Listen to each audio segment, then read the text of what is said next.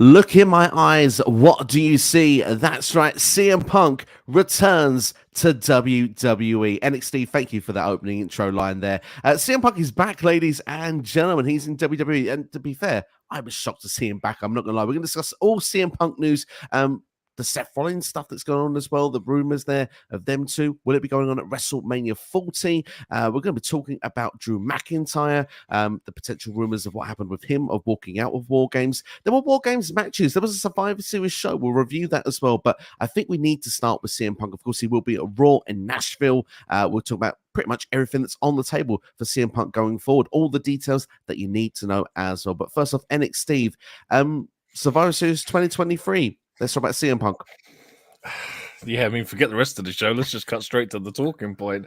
Yeah, man, like we sat there and said in the prediction show, you even trimmed it and made it a short, and it was kind of like, is CM Punk going to return? Honestly, marked out hard for it. It's great, man. Like, I know, like the thing is Triple H summed this up perfectly in the press conference. Was love him or hate him, he makes conversations start and he brings eyes to the product. This is possibly the smartest business move WWE could possibly do at this very minute.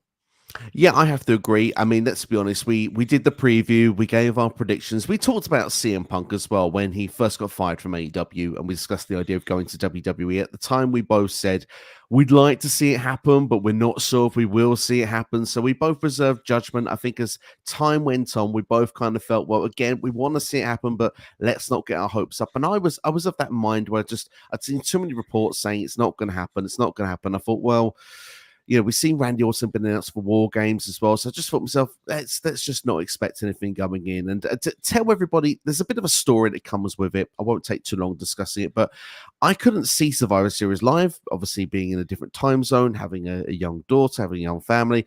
I woke up the next day and I had no internet in the house whatsoever. So I had to wait patiently to the next evening. Obviously, it helped me avoid social media. No Twitters, no Instagrams, no anything like that. So I was fine in that way. But yeah, it took me nearly a full day to see this. And when I did see it, obviously, I leapt off my sofa because I'm not going to lie. I give my thoughts that it wasn't going to happen, but there he is on our screens. And let's be fair, it's not just CM Punk return to WWE, it's not just CM Punk back in wrestling. It's CM Punk back in the company that he walked out of a decade ago, saying that he would never go back, all the problems that were there before. You know, Pepsi Phil has been very vocal about WWE in the past, but here he is nearly a decade later back in WWE, which, let's be fair, different run now. It's not Vince McMahon running it anymore. It's Triple H running the ship. You've got obviously a different company with different medical. You've got different day-to-day operations. It's a different place Punk is coming back to. Yeah, and I think that's the most important part. Like, Vince always said there was two people he'd never want to do business again. One being CM Punk, the other being Alberto Del Rio. Now that this whole Endeavor thing's taken over, and this whole TKO thing has now happened, Vince is no longer in the picture. This is do you know what I mean? The possibility of this was, although we thought minute, is now a reality. And like I said a minute ago, Triple H, like, you got to imagine there's probably a few people that he still has some issues with behind the scenes at WWE. But the fact that even Triple H knows that, look, at the end of the day, this is a business. And all you've got to do is look at the effect that Punk's had on leaving AEW and not being on Collision, because their ratings are absolutely tanking now because CM Punk is no longer on that show. I won't lie, I'm so gassed he's back in WWE. Like, I don't know, man. It's like I was excited when he came back in AEW, but it almost feels like, for me, he's home, because I never saw him in his Ring of Honor era. So I've only ever known him from WWE. So me seeing him back in a WWE ring, man, I'm super gassed. Like, I'm so excited for it. Like, I'm honestly, genuinely, like, everything that went on at Survivor Series, and like everything I've seen on Instagram, TikTok, Twitter, there's just so much to talk about. And it's like, oh man, like the story alone with Seth Rollins, like, I've seen so much stuff in the last 24 hours that the fact these two have a history going back to when Seth was NXT champion is absolute madness.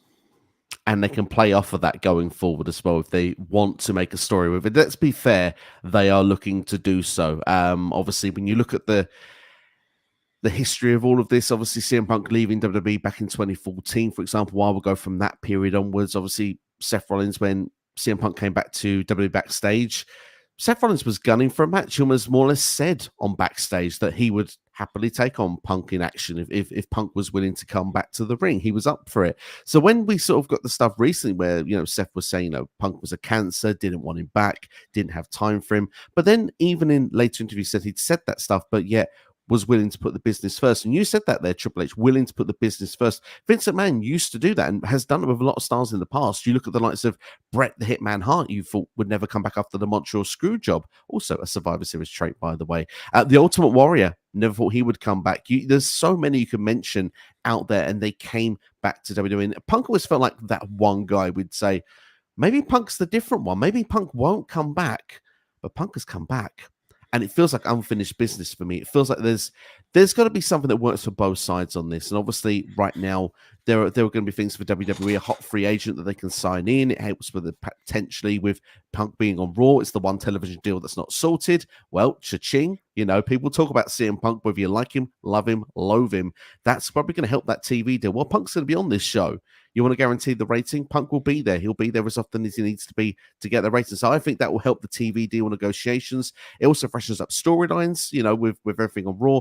I don't know, top baby faces on Raw. Maybe Punk goes heel. Maybe he's just Punk being Punk. He stays the tweener. But one thing's for sure, you mentioned the history with Seth Rollins. That has to be the WrestleMania direction, because after Survivor Series has gone off the air, yes, there's clips going everywhere of Seth being irate that CM Punk is there. If we go into the details that Triple H said that this happened fast. This was not something that was going on all the time. The rumors were going on. The deal was agreed. Apparently, Punk was not signed until the day of the show, so not a guarantee. When you take the hints as well of the Cult of Personality remastered song the day before, at this point that was coming out, this was all still the gossiping stuff. It was not confirmed until literally showtime. Now, I'm not sure if I believe that some of the performers didn't know. That's where I believe it's got to be a work. But also, we talked about Seth already, the history there of stuff. He was willing to have a match with Punk, do what's best for business. And let's be honest here. I said this before on the September show we did when we first spoke about Punk being released. Can he come back to WWE? We spoke about it just before Survivor Series on the prediction show. Seth has not been billed as a WrestleMania main eventer. He's main evented a WrestleMania by cashing a briefcase and winning a championship. He wasn't the billing from the Royal Rumble to a WrestleMania. CM Punk hasn't been that guy either. These two could be WrestleMania Night 1 main events. It wouldn't surprise me, because if Punk is going to come back, he's going to want something in the deal of assurances. Could potentially be a Royal Rumble win. Could potentially just be the fact it's a grudge match between these two. It's a big-time deal having Punk versus Rollins. And regardless of if they like each other or not, they could be the ingredients of what gets them to that main event of a WrestleMania. Yeah, I mean, look, we said even on the prediction show, we was talking about Royal Rumble winners.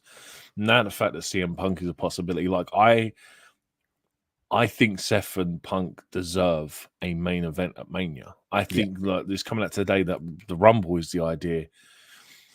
Unless you're going to get a screwy finish, maybe Priest is going to cash in that night, take the title off of either of them, kind of like give a screwy finish to the whole one-on-one dynamic, because then they can then build on to Mania and have a proper one-on-one match, no title needed, or even like they win the title back or something. I see it. I think it has to be a Mania, must be a Mania match. To play on all Seth stuff, I'm sorry, but if people think that there's drama like before there, like let's look at his Seth Rollins track record. He apparently had beef with Matt Riddle when all the stuff happened between Becky and Matt Riddle's wife. Seth was still thought about the business, and he worked with Matt Riddle. So regardless of any backstage drama, this is why I reckon Seth will go down as one of the greats. He's looking at the business perspective. You can look at the footage of him sticking his fingers up at Punk. I don't think a lot of people realize that if that was real heat, Seth Rollins would be in a lot more trouble for what he was doing. Yeah. Because you think about WWE as a business and who they appeal to. They appeal to a wide spectrum of audience. Like they go from very small children to full-grown adults. And if you've got Seth Rollins, all right, it's after the show's finished, but there's still people and children in attendance. And if he's sitting there throwing up middle fingers, and it's a shoot like anger at him, I'm sorry that I think there would be a lot more repercussions to it. I think that Seth Rollins has sat there and gone, do you know what? I'm going to get my one-on-one with Punk, and I'm going to, do you know what I mean? I'm going to start tonight. Because, I mean, if you, like, again, there's all the stuff that comes out. Apparently, these guys only found out moments before stepping out from the curtain that Punk was going to come back afterwards. Hell, Seth Rollins has sat there. He's probably sat there the whole match, the whole 45 minutes or however long that match went on, and went, how do I get my match with Punk? How do I guarantee it? And that's what Seth has done. He's sitting there and he's built himself. He's already built a match with CM Punk, and the guy's been back 30 seconds. And I tell you what, it's amazing to see. It really is amazing to see. It's the match I wanted to see, and I did a WrestleMania predictions video. The follow up was the matches I wanted at WrestleMania. This was before CM Punk obviously re-signed with the company. I was like, I was going to include Punk in the video. Now I have to include Punk in the video. I have to include that match in the video because it's the match I want to see, and it was the match I was going to put forward. But now this seems a reality we could get it, and there's a really exciting prospect of that because two very great performers, obviously, at what they do. Obviously, Seth is good at drawing, like you said, the professionalism side, the business side, but also playing that into the story side as well. CM Punk, we know, can tell a great story. We know the great stuff he's done in WWE previously, obviously, and when you look, obviously, with the stuff he's done in AEW, for example, the stories with MJF, for example, was really, really good. I enjoyed his program with Ricky Starks before leaving the company earlier this summer. So it's going to be a fascinating period to see how it's all going to play out. But I suppose then the next question I have to ask you is, well, I suppose before I get into Monday Night Raw in Nashville, I should just quickly just say, I felt drunk watching CM Punk come out. That was my feeling of a reaction. It was so like surreal to watch. I wasn't sure if I was dreaming or if I was watching something that was a reality. It was late when I was watching it. How was your actual instant reaction of seeing Punk come through that curtain? Well, me and my comatose state, because at this point for me, it's like 5 to 4 in the morning, something stupid like that. Because I watched it live, like I always do, because I'm a divvy, and I'm on the verge of falling asleep. And like the typical, I'm looking at the time, and it's like, dude, there's still like a couple of minutes yet, man. Something could still happen. And all of a sudden, you just see that it pans out, and you think it's a bit of a random wide angle for a finishing shot. And all of a sudden, you just hear that record scratch. And I'm like, no way did this guy honestly just come back at Survivor Series. Like all props to WWE for this, because you imagined, like they said, this wasn't guaranteed up until the morning of the show. But everything they'd done up until that point, they'd ensured themselves that Punk not being there, like, they hadn't promised Punk was going to be there. So they'd already said that Orton was going to be the fifth guy. They had covered themselves in so many ways that if the Punk deal didn't happen, the show would have just ended and it would have been fine, because it was still a good show. Yeah. But the fact that, like, you hear the rumors that Triple H cleared out Gorilla, he called for the watermark, which we all know is now a Triple H is a Triple H thing. Like, what? The watermark's there doesn't mean the show's over, but we now know that's one of his things. And can you imagine the guy that does the music? And Triple H goes to him, okay, cue CM Punk's music. And he's like, what? Whose music? And the guy's having to fumble to find that. And he's like, okay. And he hits play. And all of a sudden, CM Punk walks out. And you're like, no way, man. This can't be real. Like, like I've been sitting there like all day just watching like online reactions of people watching Survivor Series. Like, I've seen the guys from Cultaholic. I saw the Wrestle Talk guys when they were doing their live from the pub in East London. I've watched just loads of random wrestling streamers just showing their reaction, man. Like, he still is a massive draw. And I'm mad. Like, people mark out hard for this guy, man. And there at 4 o'clock in the morning, I was bang upright awake, and it was like it was on again. It's on the same level. It was. I tell you what, I know people are sort of saying that his return to AEW was better, but I'd have to sort of slightly give this one the edge because of the surprise factor of it. This for me is up there with Edge's one at the Rumble, because with AEW we knew Punk was coming back, we knew he was going to be there, so it was kind of like, oh yeah, all right, won't believe it till we see it, but we know he's going to be there. He shows up. The fact that we were just quite happily watching a Survivor Series, and all of a sudden he's there, I'm just like, unreal, man. Like, I struggled to go to sleep for about...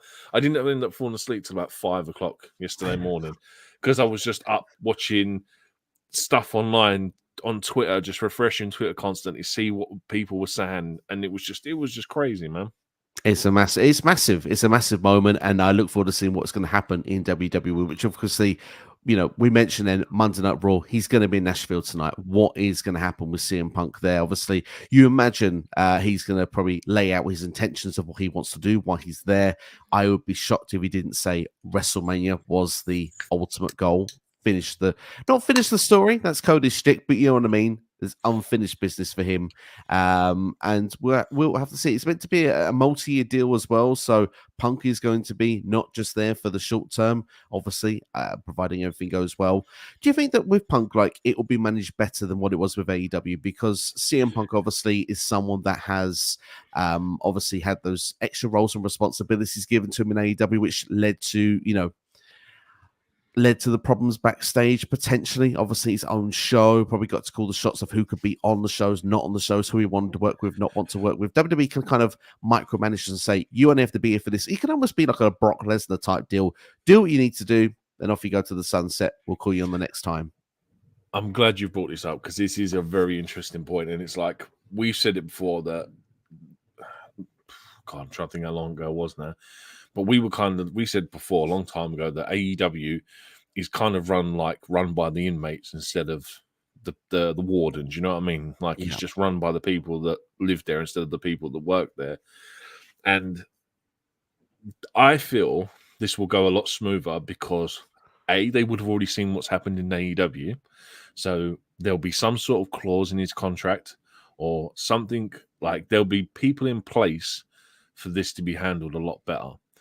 At the end of the day, WWE's run it's almost, without trying to compare it, but WWE's run like a business that's there to make money. AEW is almost run like it's run by a fan, which it is really, because Tony Khan is a big fan of wrestling, which is why he started the company. And it's kind of like the difference in how the companies are run are going to play a massive deal into it. And like I said, with WWE, there's going to be things in his contract, things in place that are going to protect WWE, most importantly, from anything happening like what happened in WWE. In AEW. Like, I very much doubt that CM Punk is going to get into a fist fight with someone backstage, but then that's because WWE don't put on the same products as what AEW do. AEW is very, let's put through people through panes of glass and stuff like that. It's not a WWE thing to do, so I imagine it will be handled a hell of a lot better. It's like I said, the WWE will have ensured themselves that nothing like this can ever happen again. Like, Triple H knows what Punk's like. He's obviously been there before. There's guys that are in that locker room. Like, there's a few guys that were there when Punk was there last time. Seth Rollins, Roman Reigns, R-Truth. But a lot of the guys there are quite new. And it's like, when you sit there and hear that there was only one talent that was visibly upset about Punk being backstage or being there, to be fair, they employ a lot of people. And if it's just one guy, that's not a bad percentage, because I imagine when he went to AEW, there was a lot of guys that didn't want Punk to be there. I mean, audibly, we know quite a few of them, like Eddie Kingston, for example. Yeah. So, like I said, the only thing is like, when he came back to AEW, he obviously took a lot of digs at WWE, and it's kind of like, how does he portray himself to get around the fact that he kind of did shoot WWE down in his return promo for AEW when he turned around and said that place didn't make me better. I suppose they can get away with it because the guy that was running it before is no longer there, so there's that to add to it. But yeah, I mean, unfortunately, I now have to stay up until 4 o'clock this morning as well, because I now have to watch Raw as well, because I'm really excited to see what they do. And like, man, I hate it when they do this to me, because normally it's just like, nope, I'll get up on Tuesday morning, I'll watch my Raw highlights. But like, now it's like, you've made Raw a must-watch episode this week, and now I'm having to stay up to watch it. There you go. You're punishing Silk. He's got to watch what happens now on Monday Night Raw. Full 3 hours live as well at this time zone in the world is not the easiest thing to do. But I want to ask that question then very quickly. Obviously, you mentioned the CM Punk. Obviously, the bashing of WWE leaving. He's always been the voice of the voiceless. He's always been the anti company guy, Anthony, big machine guy, obviously going to AEW as well, outsiders, everything against WWE, the Saudi blood money comments that was made as well on Twitter at one point. Is CM Punk, I don't want to say hypocritical at this point, but some have suggested that online, but is CM Punk going against what he stands for? No, because he's always said that he would only go back to WWE if they handed him a bag full of money, and that's what they've done. He's never once denied that he wouldn't go back there. He's always stated that if he was to go back, he'd go back if they paid him the right amount of money. Triple H has agreed to pay him a bag full of money, so CM Punk's going back to WWE. There you go. And that answers it. And just to answer your following comment you made before there, this now on CM Punk going forward and how he is going to define the rest of his legacy. He has the chance now to go back and have almost a redemption story, it feels, with wrestling, with WWE. Obviously, he didn't leave on the best of terms nearly a decade ago now after the Royal Rumble. It was the Raw the night after. Obviously, he's had AEW. He got fired from that company after being away for 7 years. It's now on Punk. He's got a multi-year deal. He can go in now and he can do his stuff and leave his head held high, probably Hall of Fame induction, and probably seen as this was the happy ending for CM Punk in professional wrestling.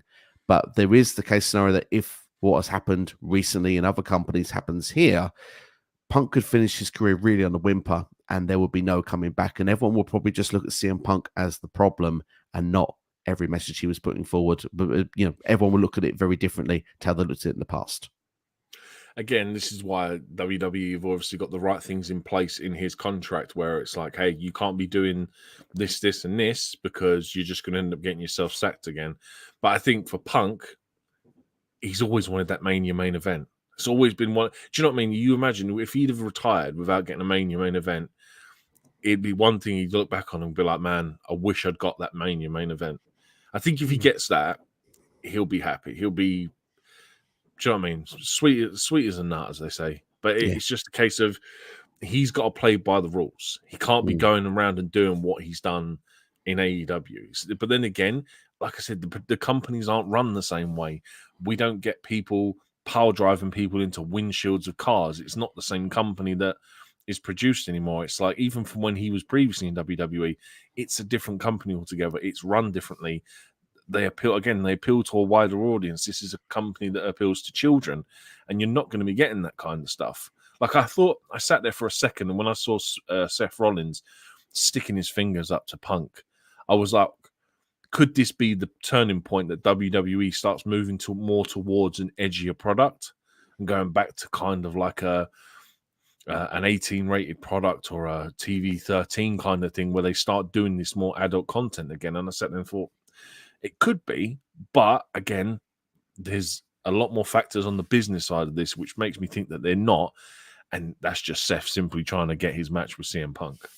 Absolutely indeed. It's going to be fascinating to see how it is all going to play out. I'm going to have one more question, and then I've got a wild prediction, and then we're going to go to our comments, who have been very patient. Thank you to everyone that is watching, and with the comments coming, we'll put up the best of them on the screen in a matter of moments. But before we do, I just want to ask NXT quickly. CM Punk obviously back in WWE. We've talked about Seth Rollins, and we talked about potentially a Royal Rumble match or at WrestleMania. But what other wrestlers, superstars, you look forward to CM Punk rivaling with? I mean, for me, the first names that pop to mind are Roman Reigns would be exciting, a Cody Rhodes, Logan Paul, LA Knight. I think there's quite a few that could be great rivals for CM Punk in his tenure in WWE this time round. Logan Paul is an excellent shout because those two on the mics together, I think, will be great. Yeah. For me as well, though, Kevin Owens, Sami Zayn. Yeah, or all ROH guys, they're gonna. I presume they've probably got some sort of history together. Even people like the Miz as well. Like I would love to see Miz and Punk go back at it again. Like I'm sure those two have got a history that I would love to see them play out to again. Anyone that's I suppose can give Punk a run for his money on the mic. Anyone like that, because that's where obviously Punk like fares off better is if he can have someone where that you can have a one-on-one verbally, mic to mic, anything like that, I'd want to see. But yeah, Sami Zayn, Kevin Owens, and The Miz, I would say. He does excel on the mic, and he tells a great story with it. I will ask one further question before I go to the wild prediction. Monday Night Raw tonight, we talked about Seth Rollins potentially as the first stop, the first step going forward. But do you think there should be something that interrupts that and makes that go to WrestleMania? Does it make sense? Because you look at the Judgment Day now, they should have less rivals than what they had going into WarGames. Let's hope that Sami Zayn's, the Jey Usos, the Cody Rhodes, that's all done with. You can understand if there's beef with Randy Orton, the return, he's just come back after 18 months. You can do that. It's a fresh rivalry. But CM Punk would be perhaps someone that could be fresh as well. Do you need to break it up between Punk and Seth, or do you just need to have where Punk is not around every week? I think Punk needs to be around every week for the fact that he's such a draw. If you book him right and you put him in the right segments and you give him the right promos, he will be your reason why you will get 500,000 people minimum come back to watch Raw every week just to see what CM Punk is doing. And in terms of Seth Rollins, I mean, we spoke about this before we went live. Look, I feel Judgment Day Damian Priest in this briefcase are being buried hard at the minute. He's almost getting the run of what Austin Theory got last year, and something needs to be done about that. I think for me, if you want to push this till Mania, do you know what? Have Priest cash in tonight, take that title off of him, give Seth's story till the Rumble at least is to chase Priest down and get that title back. Give Priest a 2-month run as WWE champion, have Seth win it back at the Rumble, have Punk win the Rumble or Cody win the Rumble or whoever, and then go from there building Punk versus Seth at Mania. Because as much as I want to see it tonight, it needs to be at Mania. It's a match that screams one, like, first time ever, or one, do you know what I mean? Like what Rock and Cena were billed as, like one time only kind of thing. And it needs to be billed for WrestleMania. Obviously, it's going to be around for a couple of years, so I imagine at some point they're probably going to do it again. But if you're going to have their first match, it needs to be on the grandest stage of them all. I agree. It needs to be on the grandest stage. For me personally, I'd like to see a story where, I don't want to know if this turns Seth more towards the heel side, but I feel like almost you're not welcome here. You don't deserve to be here.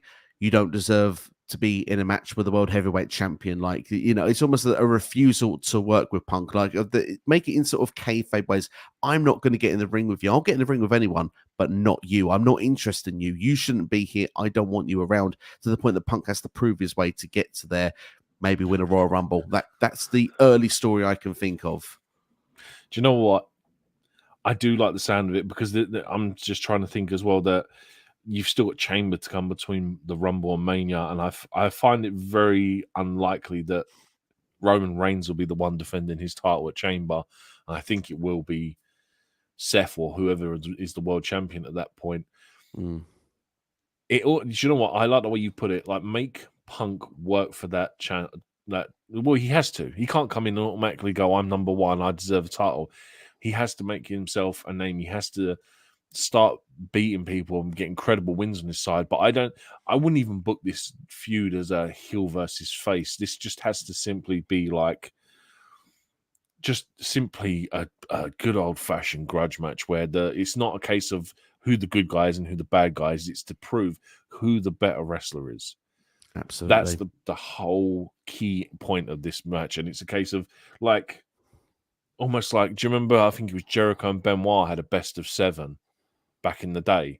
I do, yeah. And it was kind of like, just them two just going like, let's see who's the best wrestler is. And like, I wouldn't, as much as I'd love to see a best of 7, but just build it like a best of 7 to where the first match is at Mania, and just get these two to that point, because I don't even think it needs the world title, to be honest with you.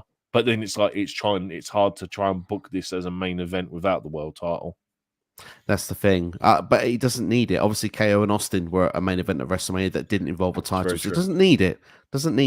But certainly could be a big factor of it. I'm keen to get into the comments because you've all been very, very patient. We're nearly half an hour on the stream. But just before we do, here's that wild prediction. The Royal Rumble, the Women's Royal Rumble, a surprise entrant, AJ Lee. Do you know what? I was waiting for someone to say it. I was waiting for someone in the comments to turn around and see, can we see AJ Lee coming back? As a surprise entrant for the Rumble, it's a great shout. I don't think she'd be willing to come back full time, but as a Rumble surprise entrant, absolutely. A one night only gig, I can see it working. And obviously now she could probably be booked well. Go on. Can you imagine CM Punk turning up in NXT? I could.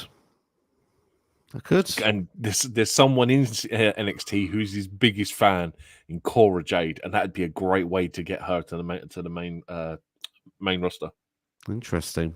I was unaware of that information, so that'd be very interesting.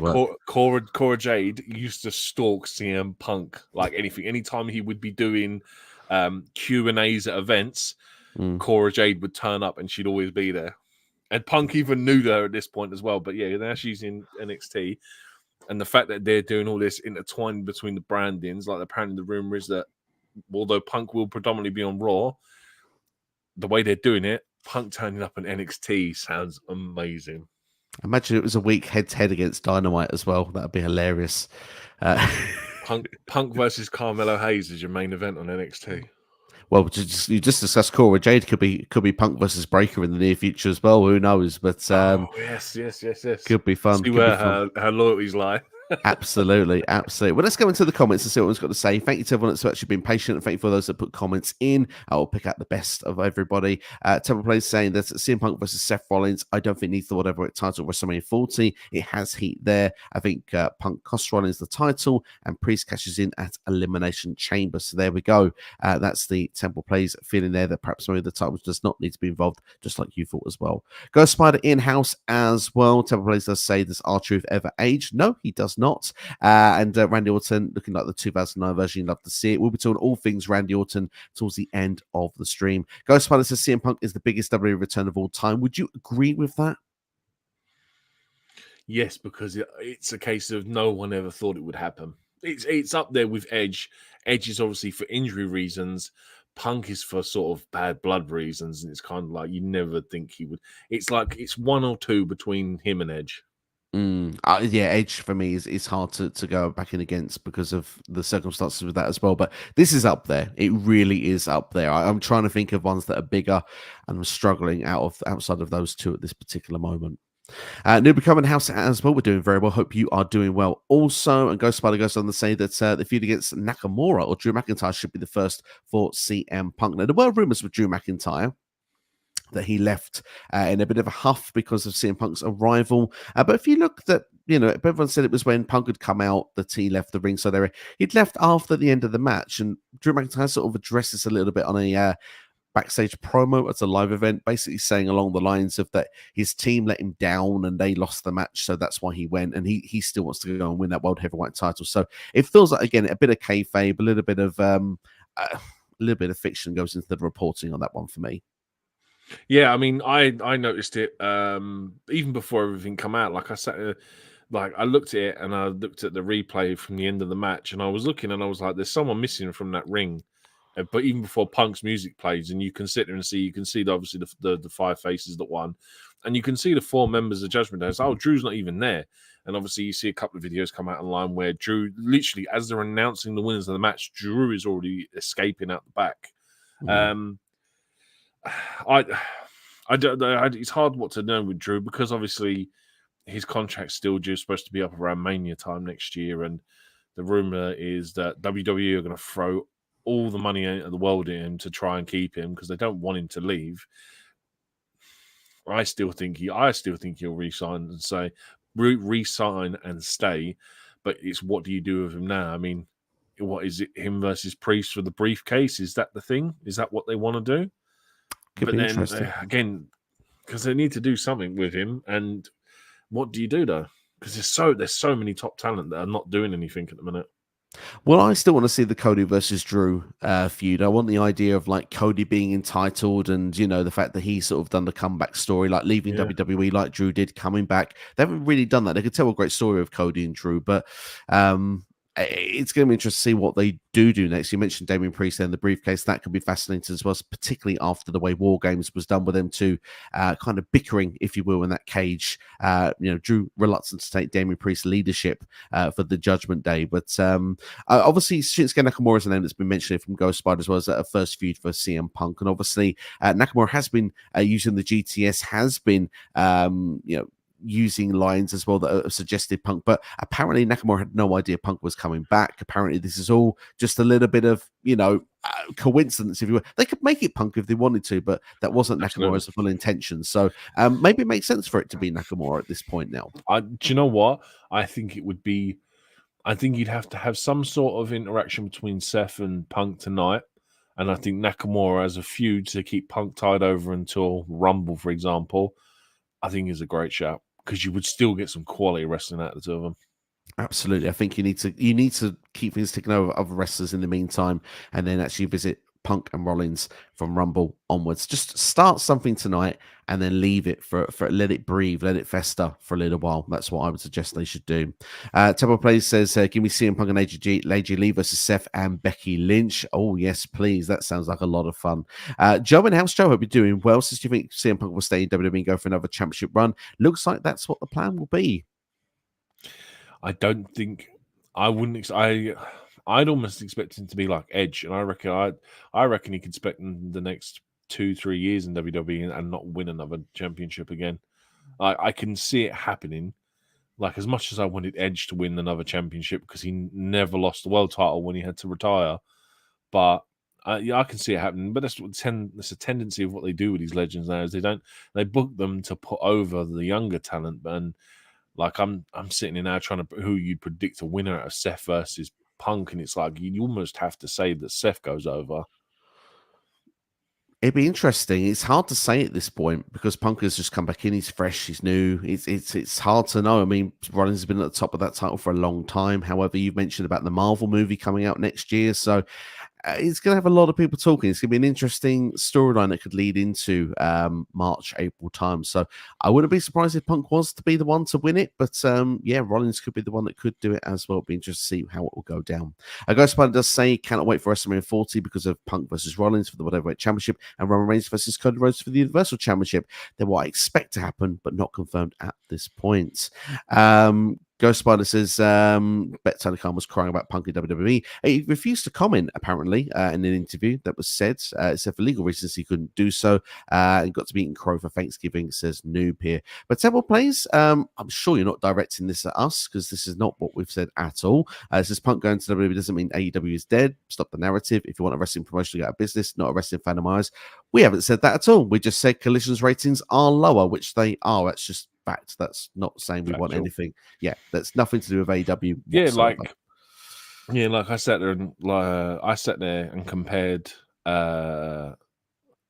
Full Gear that we just had from AEW? Yeah, Full Gear and Survivor Series, and I sat there and I was like, AEW definitely had the better wrestling on the night. Like, they're two completely different companies, and you can't compare them really on what they produce, because WWE is an entertainment company.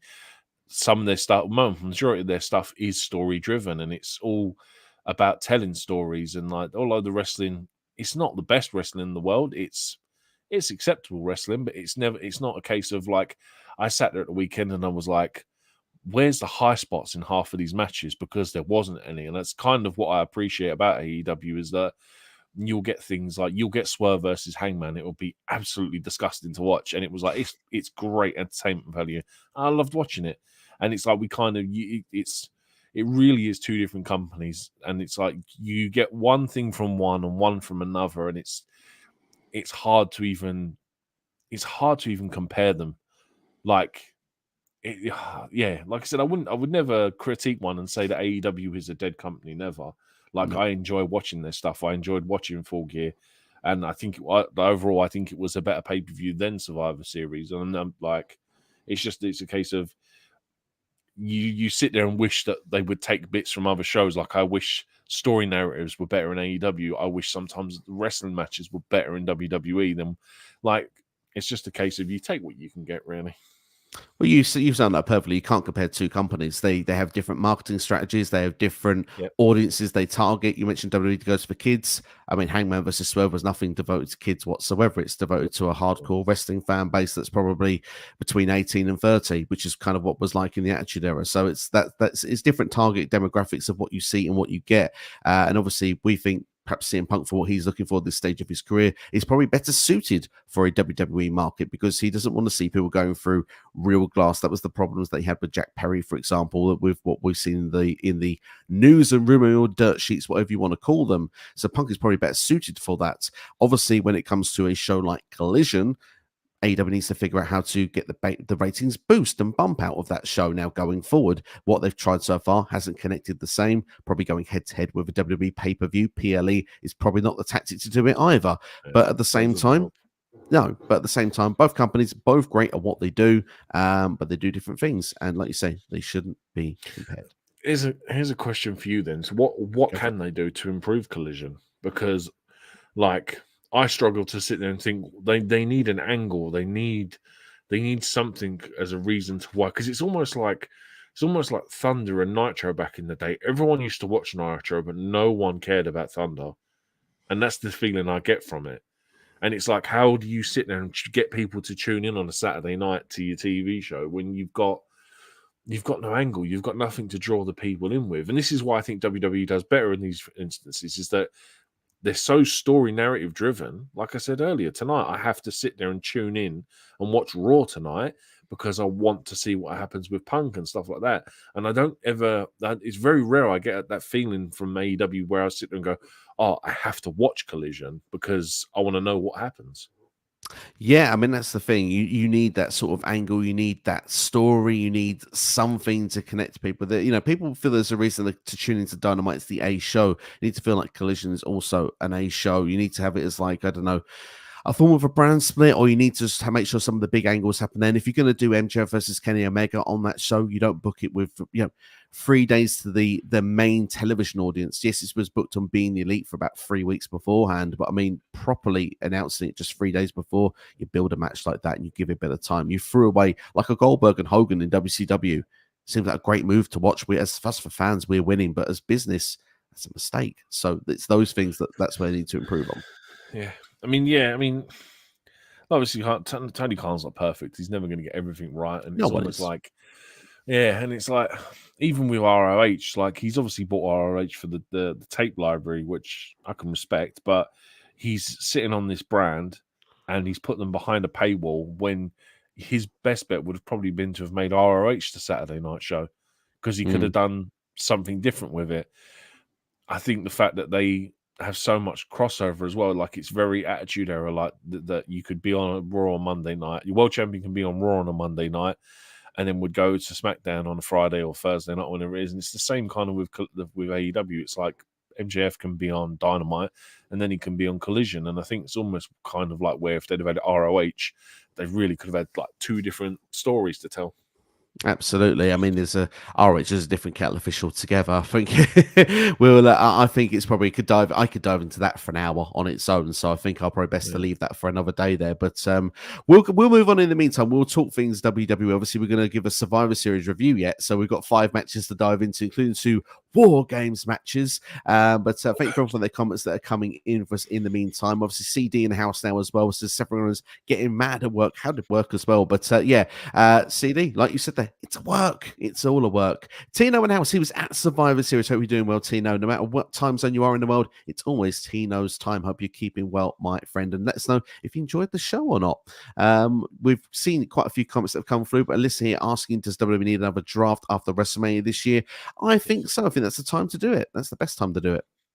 Yeah, it is the best time to do it because Mania is kind of your calendar end for WWE, so it's a time to refresh the rosters and change it all up. Absolutely, indeed, and that's the best way to do it. And especially with the the reset button after WrestleMania, you normally have like those big matches, the blow-offs of the angles. So that's usually the best time to do it as well. There for you. Tina says AJ for number 30, and he thinks he's still dreaming in his hotel room. There you go, Tino. You lucky son of a bee. Absolutely. Suggestion here for Liv being number 29, by the way. Eric, hope you get your wish there. We could see her back in WWE sometime soon.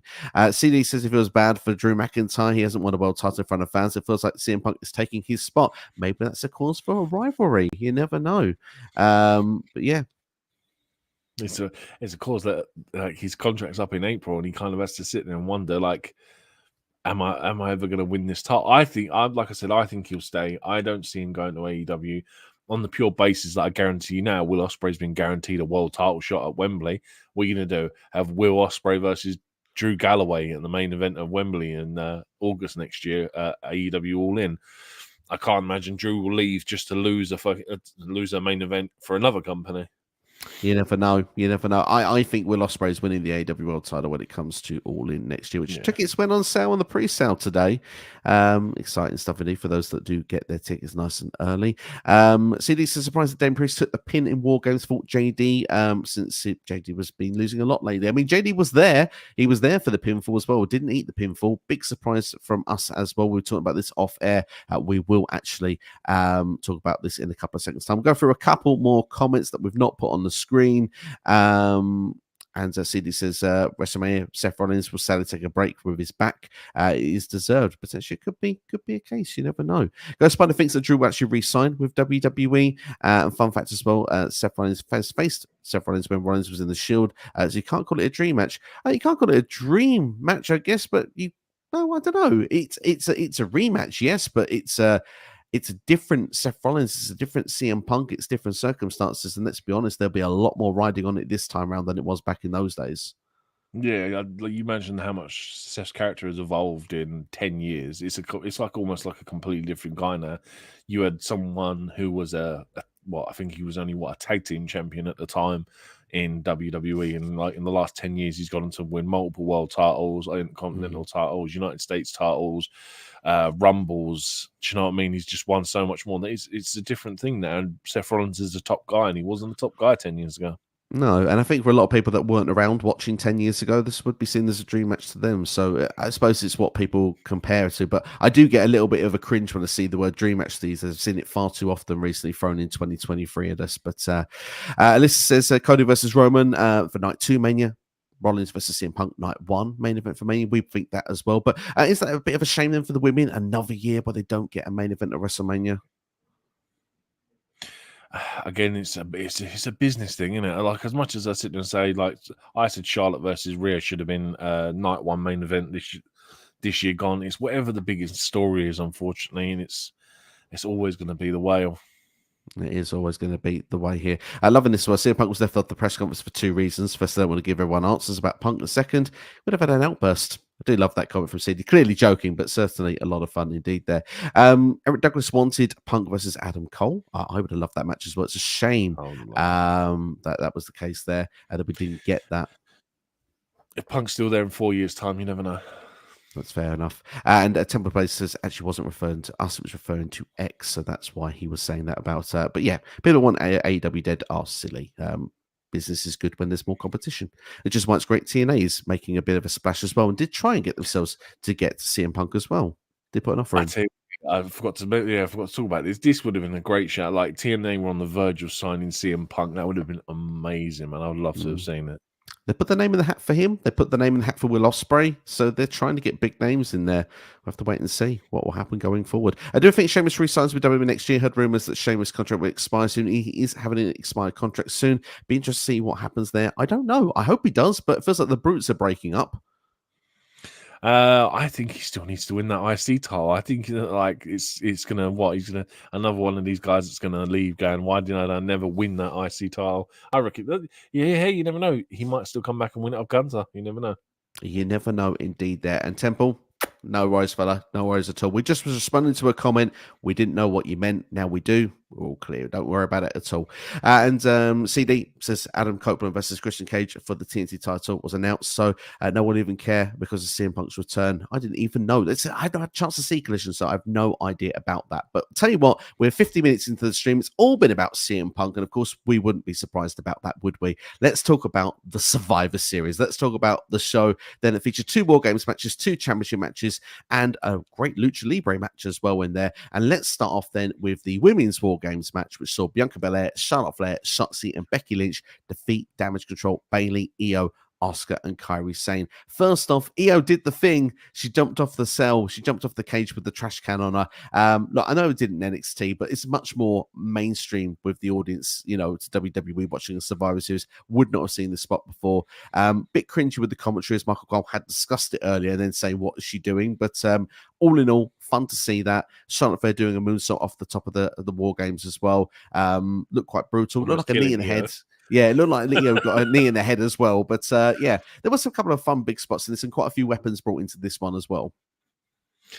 This for me is match of the night on the card. I felt sorry for them because the production, like up until Asuka enters last, this is really poorly produced, and it's not the girls' fault. It's whoever was in charge of production value, because there were so many times, for instance, when there were so many times the camera would pan to like Shotzi, for example, who is on the top rope and she's trying to signal and do the things that you're not supposed to see, like by signaling people to be in certain positions, and it was really ruining the aesthetic of this match for me. And then when Asuka comes in, Asuka pulls at the table and the crowd pops hard. So what did the production value do? They pop to a picture-in-picture and show a replay. And it's like you're missing a key moment there because the crowd are reacting to it. You're getting a natural crowd reaction to Asuka pulling out the table. From then on, though, it's a great match. I thoroughly enjoyed it. And like I said, I think this was match of the night. There was so many good spots. Yes, the trash can off the top we've seen before in NXT. Like you said, it's more because it's a mainstream pay-per-view. More people watch it than probably what they do NXT. Yeah, my other issue was the fact that it's in front of a Chicago crowd who probably saw that NXT one. So, but hey, I've got no problems with seeing it again. But I think the result was wrong. Like, I respect the fact that Bayley was taking bullets for every single member in that match, and unfortunately was the one to take the pinfall.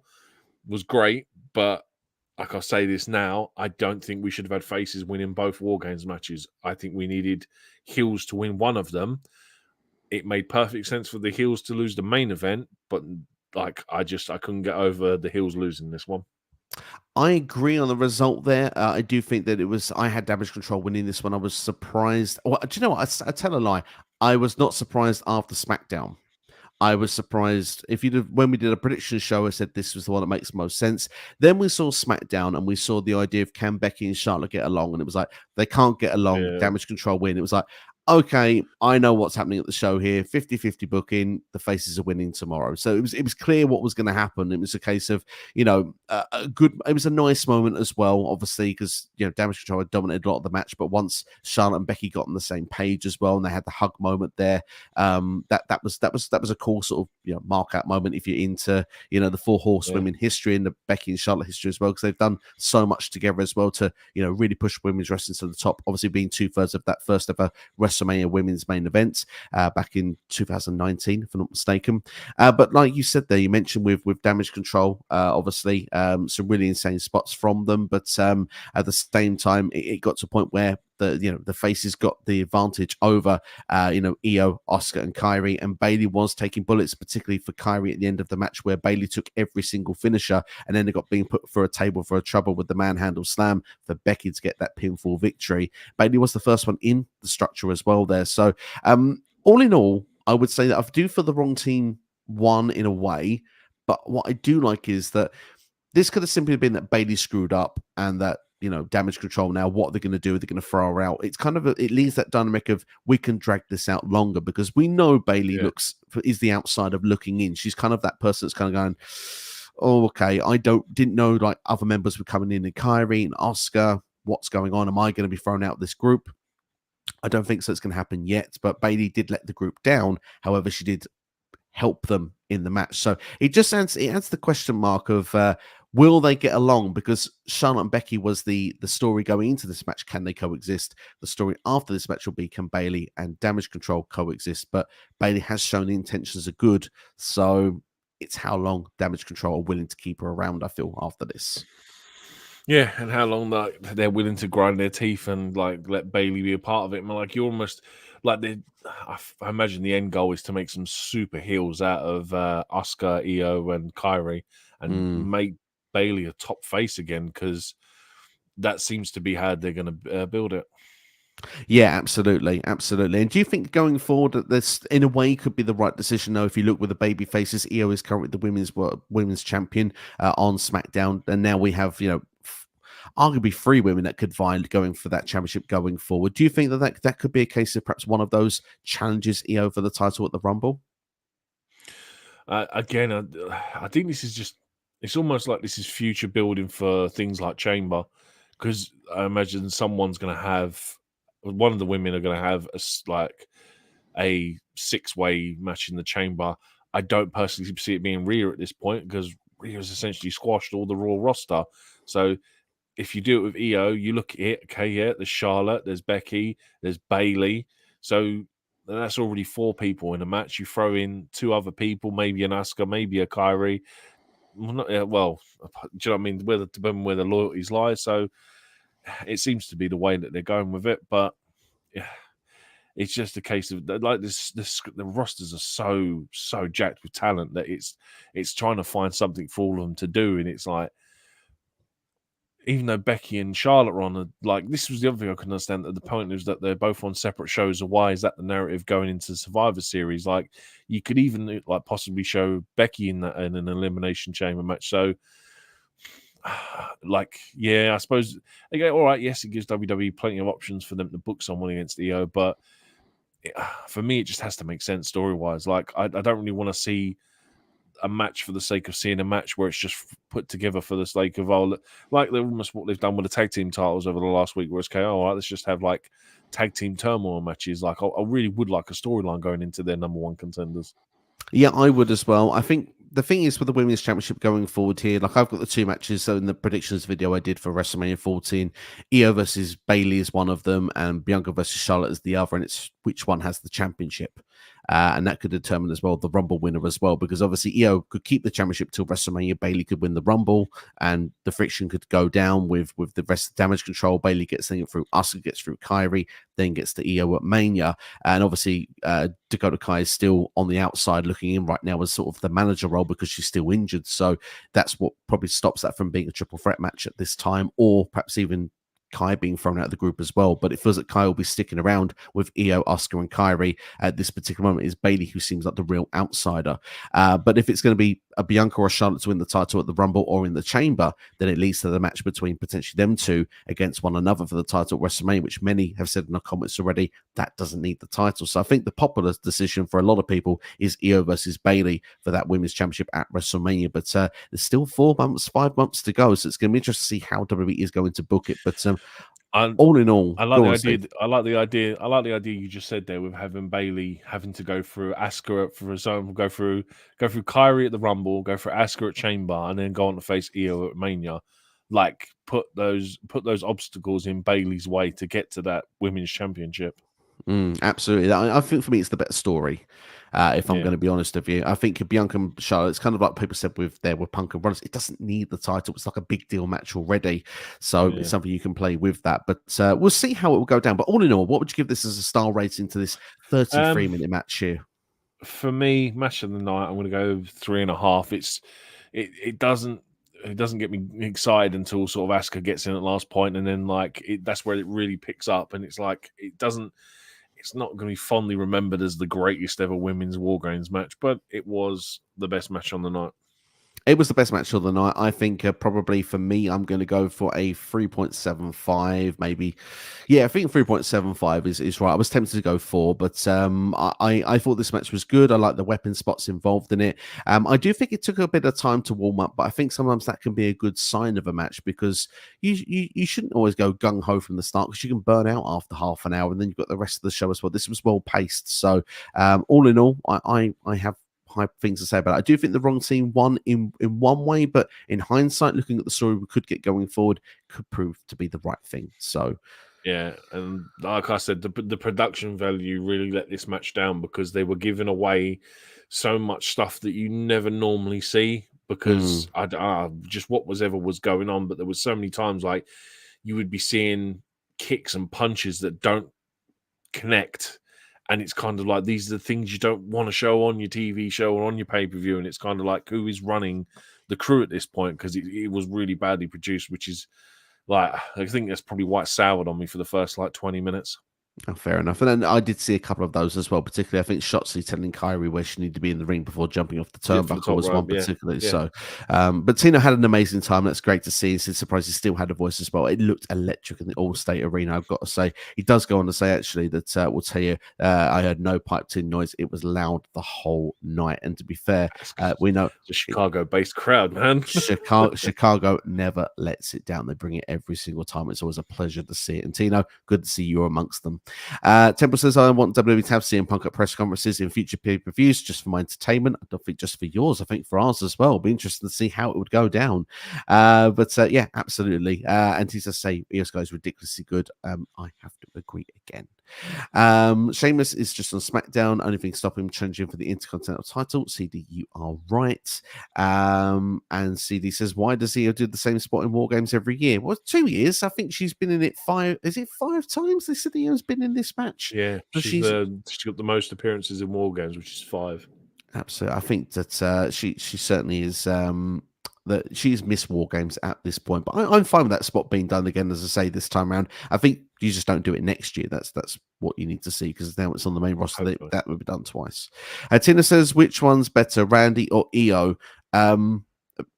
Better wrestlers or experience? Tina, you have to specify that question a bit better. It's hard to compare, really. Randy's obviously a 20-year veteran. Io, I don't know how long she's been doing this, but certainly is fantastic in the grapple game as well. CM Punk return has brought back old WWE fans. It could do that, CD. You should be doing that as well. So yeah, you've got a great point you made there. Obviously, another good reason why CM Punk has been brought in. And Temple actually enjoyed the women's WarGames match more than the men's. CD says Damage Control should have won. They can't win together as a whole when it matters. Last year's WarGames, this year's WrestleMania, and this year's WarGames, which to be fair, could be a reason of why to get rid of Bayley. It actually then makes sense for the storyline narrative. CD, you might be onto something. Noob says here that sorry, Steve, I'll just read this comment. I'll be all over it. Sorry. Bayley has to eat the pin for the team. However, Joshi wrestling fans need to learn about storytelling and wrestling and not being obsessed about achievements and accolades on Twitter. Noob, 100% agree. I do think that actually when it comes to Joshi wrestling, WWE's doing a great job with this group at the minute. They've all been booked pretty darn well when it's Bayley this one that's eating the pinfall, so not sure what they're upset about. Ghost Spider says a lot of people say Io was the MVP of this match. About Bayley was taking the shots for her team. Bayley definitely was an MVP as well. CD referring to as well TNA trying. Obviously, spray tribe with Punk is obviously next. Hopefully not. Apparently Julie is at the Performance Center. Triple H didn't answer this question. He kind of swerved this at the press conference, but it would be good to see at the Rumble if she is signed. And Ghost Spider says, I think it'll be Shotzi against Io at the Rumble. Chamber will be Zelina, Vega, and then we have Dakota Kai and Bayley, Io Sky, Shotzi, Charlotte Flair inside the chamber, and then Bayley versus Io at Mania. Fair play. Noob says 3.5 stars there for the rating there. Thank you, Noob, for getting your star rating. Bayley doesn't feel the same. She feels like she needs a sidekick to Io that takes all the pins for Damage Control. She's putting over that division massively. Ghost Spider says 4 out of 5 stars. And we've got as well Mrs. Temple suggesting here the triple threat match there, and Asuka and Kairi going for the tag team titles. Kairi and Shotzi should have done some wild spots on top of the cage. I would have liked to have seen it, Noob. We didn't get it this time around. Shotzi has done some wild spots previously, and Kairi also with that insane elbow. It felt like the actual cage was very underutilized in general on this whole pay-per-view. Like there was 3 spots maybe off the top of cages. Like some of the stuff was off the top turnbuckle, and it just felt like as a dynamic, it was very underutilized. Absolutely. Mrs. Temple asking if we get back the hugger gimmick. I personally don't think so. I think that Bayley's all grown up, but I do like the idea of Sasha Banks coming back, and I will say, a little outside prediction, I think that will happen in 2024. What, Sasha coming back? I hope so, man. It'll be, like I said, I still want to see that fatal 4-way. I do as well. She still probably will go AEW, but I just have this funny feeling. A funny feeling. Don't tell me what it is, but I've got a feeling that Sasha Banks will come back. Yeah, I mean, look, never say never is, I think, the biggest thing to take out of this now with Punk coming back. Do you know what I mean? Absolutely. Well, we never say never. They all come back eventually. They do. It's the proof is in the pudding. Super Echo was wild and viral. Noob, you are not wrong. I can't wait to discuss it very, very shortly. Before that, we have the three matches in between, which we probably won't spend as long talking about. Gunther retaining his Intercontinental Championship against The Miz, which I thought was an okay IC title match. I like the story here of Gunther being the dominant champion that he was. Miz actually obviously going through some of his childhood legends with some of the moves, Bret Hart in particular, with the figure four lock around the ring rope. Also, doing the WrestleMania 8 finish with Bret Hart and Roddy Piper looking to try and get the pinfall out of the sleep hold attempt. I thought that was quite good. But Chris Jericho was mentioned in the commentary of having the most IC titles of all time, which we actually said they didn't do previously. So fun that Jericho was mentioned. Ric Flair was also mentioned during this show. They weren't afraid to mention AEW names. However, Gunther did get the win, but funnily enough, it was with what was said a Boston Crab, but let's be honest, it was the lion tamer version of the Walls of Jericho. That was a perfect finish for me. I thought myself, that's genius. I loved it. Yeah, it's very clever storytelling to a very okay match. Like, I appreciate the fact that Miz was doing different stuff. Like you said, when he was doing that figure four around the turnbuckle, I was like, oh, you know, Miz is actually trying to use his initiative to try and beat someone of Gunther's size and stature. I thought, okay, this could be building to being a really interesting match. And kind of like it was over really before it even really started. And I was like, oh, it's a shame that like I felt this probably could have gone another well, all three of these matches, like in the middle of the show, I felt could have gone another 10, 15 minutes each. Like I felt with every single one of them, they were just very short and just they were okay, but they just under-delivered on what we could have had. Yeah, I mean, for me, this one, I agree that this could have gone about another 4 or 5 minutes because particularly there was that spot where Miz sort of like kicked the heel, then did the low blow, and then did the skull crushing finale, which was like the big moment. Will Miz get the win? And obviously there was the 2 count kick out. There was a couple of moments where I thought Miz could have had a couple more attempts just to make it closer still, because I didn't believe that first time. Had he hit a second and a third attempt of it, you thought maybe there would be a chance. But look, Gunther's here to stay. Gunther's going to move on to other things, and Gunther, for me, is going to be, well, I now believe is going to be a long-term Intercontinental Champion. I do not think he's losing that for a while still, because I'm going to pull out a comment here. I'm not going to waste some time getting to it. CM Punk coming back puts a stop to Seth versus Gunther, sadly. That was the match I predicted for WrestleMania, Seth versus Gunther. I agree. CM Punk versus Seth will happen, which means I think we're going to get Gunther versus Brock Lesnar at WrestleMania 40, and I predict that will be for the Intercontinental Championship, and I think Gunther will retain. So you say that, but I said to you yesterday that I could possibly see Gunther winning the Rumble and taking on Roman Reigns. You did. Look, we've already had Cody versus Roman.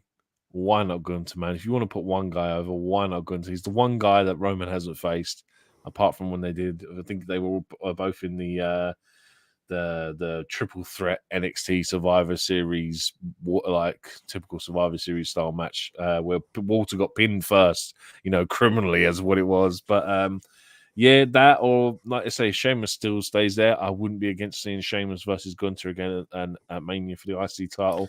But yeah, I think for the time being, you might as well keep that title on him. Yeah, until someone is worthy of taking it over Gunther, I don't see him losing it. I think that's going to be the way it's going to be going forward here. But we'll have to wait and see what it will go down. But CD says a lot of people are only watching want to see CM Punk. If I was WWE, I may save it for the end of the show. Yeah, could be a good suggestion to do so. They're going to make you wait 3 hours. Of course, that's what they're going to do. So you have to tune in for the whole show. They're not stupid. Yeah, I'm sure they'll get it right. Dylan's in the house. Dylan, been a while, my friend. Hope you're doing well. So, hi guys, how are you? We're doing well, thank you. Hope you are keeping well. Good to see you in the chat. Let us know what you thought of Survivor Series and CM Punk's return as well. Making a return. Yeah, absolutely not. Absolutely not. Dylan, it's good to have you back. And it's just a shame we didn't have the music to pipe in with Dylan as well there. Could have had the full-on Cult of Personality remaster. But hope you're doing well, Dylan, anyways. Great to see you on board. See, this says maybe Damian Priest versus Gunther for the World Heavyweight Championship. That certainly would not be against that. Also, we just mentioned a couple of comments quickly here. They're really interested in Nakada. And actually, Mrs. Temple thinks that Shinsuke should be world champion in 2024. Would love to see it, but I think that Shinsuke's time has passed after Payback and Fastlane. criminally because I think he should have won it. Absolutely. And WWE loves stopping big moments happening. John Cena becoming 17-time world champion. Still time. Sheamus still becoming the ultimate Grand Slam champion. Still time. And Miz becoming a 9-time Intercontinental champion. Still time, but you are right. Still right. We got Dylan here says, I feel Jey Uso should beat Gunther for the IC title. That would be a good shout at this point. I think Jey Uso would be a worthy person to do so. Is at that right level as well. Being in the main event, not quite done it. I think that could be a good shout, actually. Yeah, if you want to build Jey up, that's definitely a good way to do it. And Damian Priest is probably the other best one there. So I do agree with that as well. Let's move on in the meantime. Let's go to the next match because we want to make sure we get through these matches fairly sharpish. Santos Escobar defeats Dragon Lee. To be honest, this match, only 7 minutes long. I think this is a match that could have gone double that length to really showcase the best of what both can do. I think they are capable of much more, but it was great to see Dragon Lee on a premium live event. I think Chicago was very much behind Dragon Lee as well during this show. Santos Escobar, look, this is what they want to do going forward with this guy. They're booking him correctly. Obviously, he is Phantom Driver for the victory, and the start of the push for Escobar as a heel, the Legado del Fantasma style of Escobar as well. I'm excited. I think the bigger matches with Carlito and Rey Mysterio coming further down the line. Obviously, the latter Rey Mysterio at WrestleMania. So, this ticks all the boxes here for me. I think Santos Escobar, this is the pathway of where WWE can start printing money on a new superhero in their company. Did you hear who's supposed to be part of his faction? Angel Garza and Humberto were the two names I heard. AOP. Now that I like more. I would love Garza involved. I don't know. You've mentioned Humberto before. That something. It's just too much of a baby face. Absolutely. I heard AOP was supposed to be part of possibly coming back as his heavies, because obviously it's a whole family dynamic and how his family have turned his back on him. Like the whole LWO, like we're all supposed to be a familia, and like they've all turned their back on him. So now he's just going to go hired guns that if he pays them, they shouldn't turn their back on him because they're hired guns. So yeah, apparently it's supposed to be AOP. As for the match itself, it was okay. It was just, again, too short for me. I think, like, there was some decent spots, but it was like I was always missing, like, with these two, I'm expecting a really good match with a lot of really good spots. And it was like, I just felt like a lot of okay spots for me. Decision was right, though. Escobar needed the win. But again, like you said, great way to introduce Dragon Lee on a pay-per-view and a premium live event. That guy has, do you know what I mean? He's only been in NXT 5 minutes, and then the guy is already on the main roster. So I'm glad that they've done this with him, because there's so many times before we've seen luchador-style wrestlers, and we always go, this guy could be the next Rey Mysterio. This guy could be the next Rey Mysterio. Like I said, it's a trope. I said in the prediction show, it's a trope that needs to stop, and we just need to start building luchador wrestlers for who they are. So Dragon Lee being booked as Dragon Lee, and like hopefully he becomes a big star as he is. It feels like they're going on the right path with it as well. The showcase matches they've done with him, with the likes of Cedric Alexander, Axiom, they've all been great so far to watch. Cameron Grimes, I think, has been another one they've done. But obviously on a PLE here, for those that want to make the Rey Mysterio comparisons, Rey Mysterio lost his first PLE appearance. Actually, as well for WCW as well. He lost against Dean Malenko back in '96, but for WWE, he lost against Kurt Angle at SummerSlam 2002. So it just goes to show you don't need to win on your first PLE. So Dragon Lee definitely not buried at this point. And yeah, for me, I see this as this match was trash. I won't go as far as trash, but I think that they can do more with these guys. They are capable of showcasing a lot more. But this match was a bit too short for my liking. We didn't give a star rating for Gunther versus The Miz. What have been the star rating for Gunther versus Miz? It's hard to give either of these three a lot of really decent rating. I'm probably going to say 2.25, 2.5, somewhere in between those two for that match and this match, I'd say. I think for the Gunther Miz match, I would say 2.5. For this one, I'm going to give it just a 2. Like I say, I know these two guys are capable of a lot more, but it just means at this particular time, WWE put the focus elsewhere on this night, and you can see why. We spoke about CM Punk for a good old hour. See, he says the spoils lost so far as the Angelo family championship match tomorrow. Not necessarily. They're only rumors. We don't have to believe the rumors at this point. Imagine Karrion Kross with the Authors of Pain and Scarlet in the Pain faction. Now, I would like to have seen that. That would have been really, really cool. But Karrion Kross at this time, it's just not happening for him, is it? It's not happening at all. Do you imagine there's him not doing anything? There's still waiting for AJ Styles to come back, and it's kind of like, I'll tell you what, AJ Styles versus Punk. Thinking about it now is something I'd like to see as well. Absolutely, yeah. Yeah, would not be against it at all. I think it'd be a lot of fun there. Cindy says that Santos versus Escobar way too short, and honestly, Rhea Ripley versus Zoey Stark was boring to CD. Fair play. Well, let's Was it dive into that then. boring? Was it boring? What did you think of Rhea Ripley versus Zoey Stark? Obviously, Rhea winning with the Riptide, obviously at the end of this here after 9 minutes.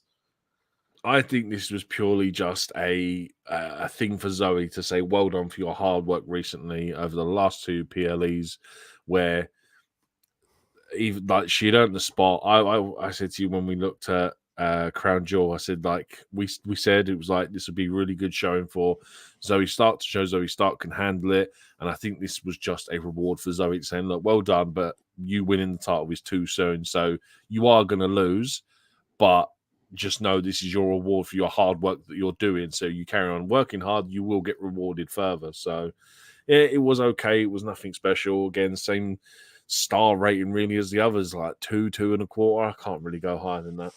Yeah, I'm going to go for a 2. I mean, like you say, this was a showcase for Zoe Stark to show her, like, yeah, well done for the hard work. You are doing well. You can move further up the ladder. And I think that the opportunities will go further her way. I think the tag team division with Shayna Baszler could be the next direction at this particular moment for her. But certainly, she wasn't buried by Rhea Ripley. Went nearly 10 minutes at the pay-per-view. It's just the fact that no one believes at this point that Rhea Ripley is losing to anybody. So I think it doesn't matter who it is in that position. It's always going to be a difficult sell at this stage. But all in all, still was a fine match. And like you said there, you give a star rating for it. I'll go for 2.25 star rating for it. So the problem I'm having with Rhea at the minute is that the world title is becoming a second thought because there's so much stuff going on with the Judgment Day that it's kind of just an afterthought at the minute. And I think that's the problem I'm having, is that not that it's being buried essentially, but it's not getting the respect it deserves. And the fact that she's beaten, I think they said this is her 7th title defense that she's won, and she hasn't really had a credible challenger since Charlotte when she won the title. So it's kind of like, they need to do something with it. They need to indeed. I just want to see a bit more, like you say, focus on that championship and that with going forward. And hopefully now there'll be some more new challengers going for it. Obviously, we can expect hopefully Liv Morgan return at some point in the near future. There are singles matches with Nia Jax that could happen with Shayna Baszler in the meantime. Shayna Baszler may make sense being the next one. Now we're just seeing the tag team partners Zoey Stark lose, and obviously Becky Lynch is a WrestleMania 1. Jade Cargill, depending what they want to do with her when she debuts. If a Royal Rumble winner from SmackDown wants to go for the title from Raw, so there's all different ways and what it means that can happen. So we're getting into the business end towards WrestleMania very, very soon. I would be against seeing Belair win the Rumble and going after Rhea at Mania either. It's a match I would like to see. It's a match I would definitely be happy seeing personally. CD says favorite wrestler of all time is Seth Rollins for him. Who is your favorite wrestler of all time, NXT Steve? I'm going to have to say, if I had to pick one, I'm going to say Chris Jericho, because the fact that he could wrestle, he can do great promos, but more importantly, when he was a heel, I absolutely hated him as a heel. And that's how I could tell he was doing good, because if he was a heel and I hated him, I had that won me over. And that's why I think Chris Jericho is one of the GOATs. There you go. For me, Rob Van Dam. That's the one for me. Favorite all time. Just innovative. He did things in the 90s in ECW that I've not seen anybody else do. And he's influenced to a lot of people that we watch today. But I think on past Shawn Michaels as well. I was a big HBK fan growing up as well. And to see his run for the noughties as well. So it's hard. It's almost neck and neck for me. But I will go for RVD just because he was that original through his time period. Very much ahead of his time. Mrs. Temple, you were not hearing... Well, you was hearing it. It did happen. Chris Jericho was mentioned at a PLE. Ric Flair was also mentioned during the show as well. I'll tell you what, this just proves that WWE aren't afraid. Like Triple H isn't afraid to name drop people that are no longer there. Like there's no worry of people going, "Oh, Chris Jericho, I wonder what he's doing now," and then finding AEW. It's like Triple H is really playing into the history of championships and the history of wrestlers, which is like I've said for years. It's like NXT at one point just didn't seem to exist, and now it's like it's actually respected as a third brand. Yeah, I mean that's the thing now. It is respected as a third brand, and I do love the fact, like you said, there, Triple H is almost like is that just the trust in his product enough that it's like it doesn't matter what's going on elsewhere. They're going to make sure that they are the forefront, and people will keep coming back to them. So, doing good things, Triple H, with what he's doing there. CD, to answer the question with the tag team titles on your screen right now, I'm not sure. Really don't know with the tag team titles. I can't answer that and give you a good answer for that one. It would be a pure guess from my point of view, but hopefully by WrestleMania, but not a Scooby. CD says, when will Peace cash in? Again, not a clue, but I think between now and the Royal Rumble is probably a good opportunity to do so. They need to, like I said a little while ago, they need to do something to build it back up because he's at the minute to me he feels like Austin Theory with that briefcase, and he just seems to be failing every single cash-in attempt. Yikes. That's a big one, isn't it? Well, let's talk about it. Men's War Games match. Let's talk about it because then we've done the whole show and we can give our final grade and then we can do final comments before we wrap up the stream today. But Cody Rhodes, Jey Uso, Sami Zayn, and Seth Rollins with Randy Orton. Eventually, his timekeeping was off, but he got there in the end, defeating Drew McIntyre and the Judgment Day. The storyline narrative playing throughout the night was, would Randy Orton turn up? And to be fair, we lean back into CM Punk here because I was already sitting there thinking, surely they're not. And CM Punk just comes here. Like it was really teasing the idea because you just hear the crowd always CM Punk, CM Punk, CM Punk. So I was like, I was really buying into it. And then when Randy came out during the match, I was like, okay, it won't happen. But then we end up getting both anyway. Why have one when you can have both?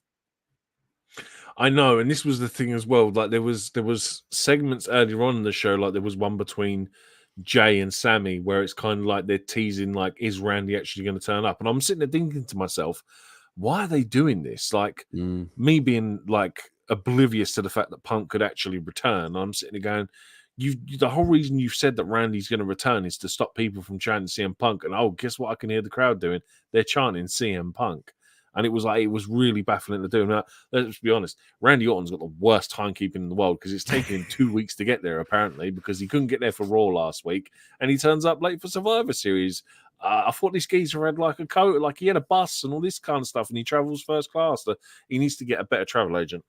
I think so, indeed. There certainly needs someone to do his timekeeping a bit better. But ultimately, when it comes into the War Games match itself here, we see Rollins and Bálor kick things off, obviously renewing their rivalry from the start of the summer. And it was good that they sort of played that through there. We then had sort of JD McDonough come in because they had the advantage. We had the likes of Jey Uso coming in next. And I liked the way it was built on because once Jey Uso was in the cage, that's when Drew wanted to get in. But Priest was like, no.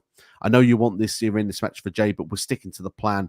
This is my plan. It felt like there was that friction, like we mentioned earlier on, with Drew and Damian Priest in this match, and it could lead to, like you say, to tensions going forward, where perhaps maybe it makes sense for Drew to want to get the briefcase off of Damian Priest, and that's his way to get into the title scene again.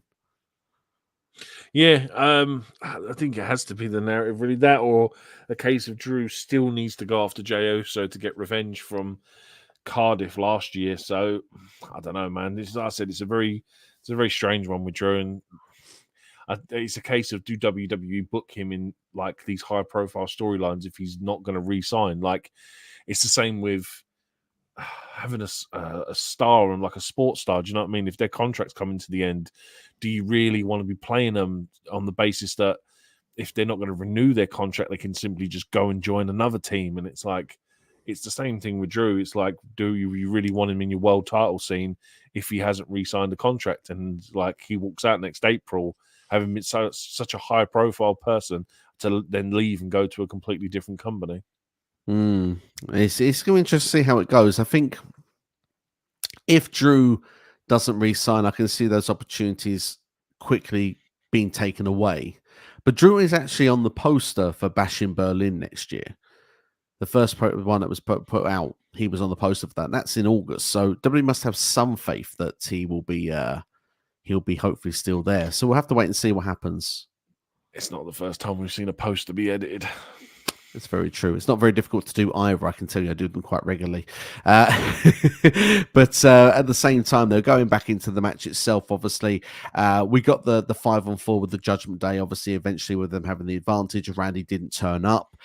We see that literally Judgment Day was and Drew McIntyre were beating down the baby faces to the point then that a table was put into the ring, and Damian Priest put Seth Rollins through it. This is when Rhea Ripley decided to run down with the Money in the Bank briefcase. It looked like that she was going to help Damian cash in. It would have been interesting to see how that would have worked out. Could anyone have pinned Rollins, or would it have been the fact that Damian Priest would have had to pin Rollins? What would happen if the match ended and Priest wasn't involved in it? It didn't really make any sense. However, I'd have liked to have seen how it would have been. Anyway, just as they were going to cash in, Randy Orton turned up. I like that. Yeah, Randy looking super jacked. Like, Jesus, like it was like who was it? It was like do you remember when Dean Ambrose came back? And Dean Ambrose, when he first came back, was like super jacked, and it was like, my God, this geezer's been like apparently off for 18 months, and all he's been doing is weight training every day. Yeah, it's good to have Randy back. I'm so glad that he's not in RK Bro anymore. Like, that's no longer going to be a thing, and we're going to get single star Randy back. It's just like, I wonder what they're going to do narrative wise. Like, obviously, we saw the whole dynamic play out with Jay, and like it looked like he was going to RKO him at one point, and then Jay saves him from being attacked.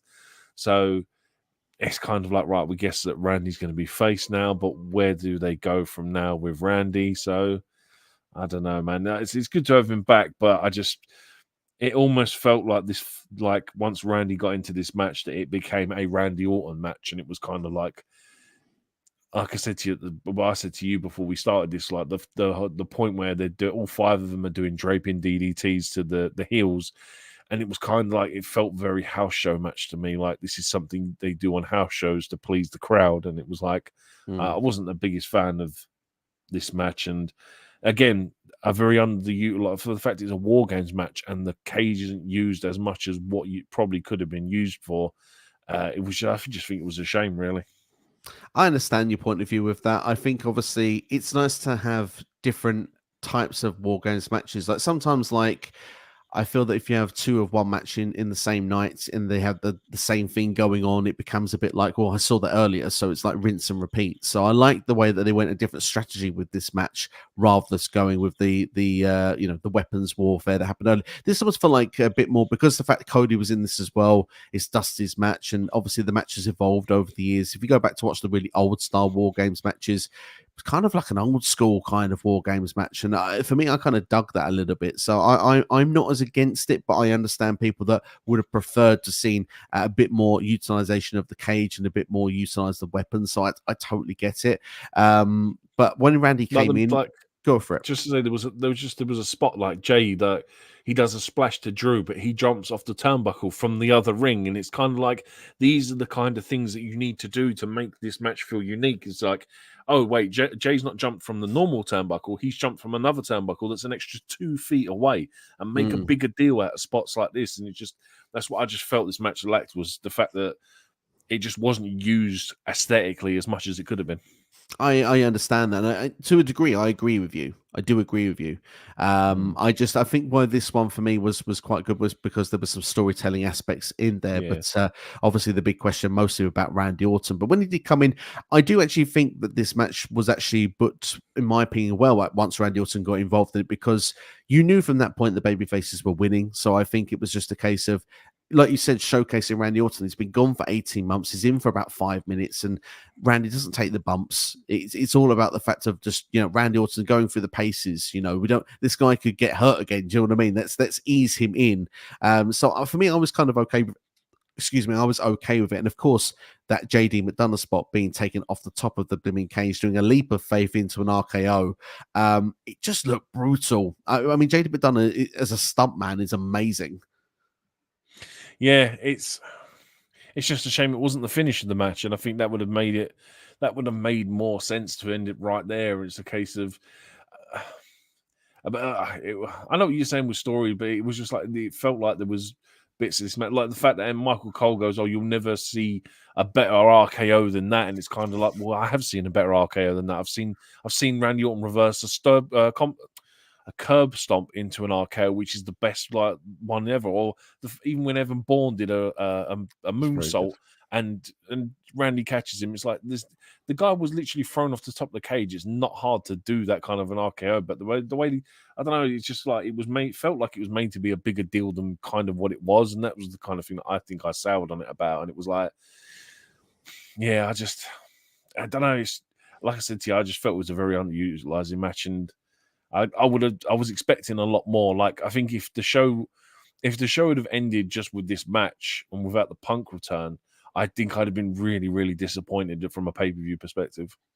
Yeah, I mean, I can understand that. Obviously, one thing I avoid spoilers, but you did tell me you need to see this show, like you avoid social media. So it's a bit like, well, I felt like something more was going to happen, and I started asking myself, well, what could it be? Because like I said, the watermark had come up. I was like, is Randy going to turn heel? What's going to happen? And I always hoped to be Punk, but I never truly believed it would be until that point where that music hit. But obviously, we've discussed CM Punk for about an hour at length, so I probably won't go back to that level. But certainly would say when looking at this, obviously, Raw is stacked with baby faces. They have got quite a lot of them. They've all been booked with quite a lot of credibility. It's not just like the days where it's just Roman Reigns versus everybody. Like WWE can actually mix and match up at the moment and put different baby faces in the main event scene, in the mid card, in the opener, and it's not going to hurt the show and it's not going to hurt the baby faces. Are baby faces making a comeback? Because it felt like the heel thing was the cool thing to like for a while, but it feels like now there is some genuine credible baby faces to get behind. The way WWE booking it, yes, because let's be honest, some people are getting really sick of Roman there. And there was a point where before Roman became really cool, where people were like, he's been champ for too long now, he needs to lose it. Then all of a sudden, Bloodline became the hottest thing. And it was like, okay, no, Roman as heel champion is amazing. And it's getting back to the point where it's like, I'm bored of seeing Roman as champ now. But then, like you said, there's a lot of faces on Raw, and the champion's a face. And it's kind of like, what do you do with so many faces? Like, where's your heel? Because at the minute, you've only got, I'd probably say, two top heels. One's Priest and one's Drew McIntyre. And you've just made both of them lose at the pay-per-view. So it's kind of like, what do you do with Seth now? What's the angle for Seth Rollins? And this is the problem I'm having. But on the basis of that, like I just said, I think that's the way WWE booking it. They're trying to make the faces the cool guys again and the heels the bad guys again. But I don't know. It just feels like there's too many cooks in the kitchen almost, and it's like there's nothing for them to do. Like they're just standing around doing nothing half the time. Well, hopefully after this match, most of them are not going to be involved with the Judgment Day moving forward. Obviously, Cody started with Dirty Dom around Money in the Bank. Obviously, it's carried on since then. Sami Zayn has been not long after WrestleMania, after the draft, in fact, with KO against the Judgment Day. Seth Rollins started with Finn Balor, obviously, once that started around, I want to say, the month after Night of Champions, so that probably was around Money in the Bank as well.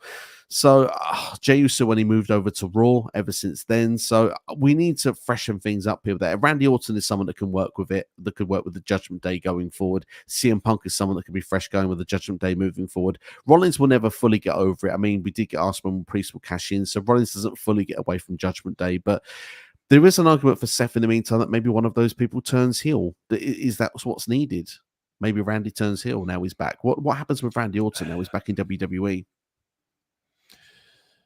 Exactly. I mean, like I'm sitting saying that their two top heels are Drew and Priest, but Drew's just lost to Seth Rollins on a pay-per-view. And it's like you can't really have him go back into that main event scene. It doesn't make sense. It almost feels like the next progression in the story is Drew versus Priest. So that automatically writes them out. And I'm sitting there trying to think, who is there? It's too soon to have Punk be the guy go for Rollins. Like, yes, I expect some sort of interaction, but I don't know, maybe turn Randy heel. But it's kind of like, yes, I know he hasn't been there for 18 months and he was a babyface before he disappeared. But I almost feel like I'm bored of heel Randy Orton because it's the same guy as before, and it's like I would want to see something new. And I don't know. I don't know. I don't know. Unless you want to, I don't know, man. Like I said, this is why I really need to watch Raw because I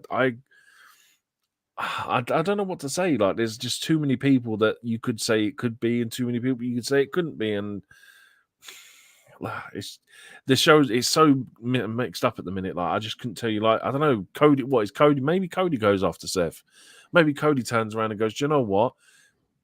We've got along for so long now, but now it's the point where I need that title." So I don't know, man. Maybe they do Cody versus Seth again. I wouldn't be surprised if Priest cashes in tonight and takes that title off of him, because I think that's the only thing I can logically see happening now. That's the only way to freshen it up and try and do something else with that world title. Plus, then you can do a road then to the Royal Rumble of Priest and Rollins, and then you can actually do something else with other wrestlers. For example, I suggested Randy Orton being turned heel.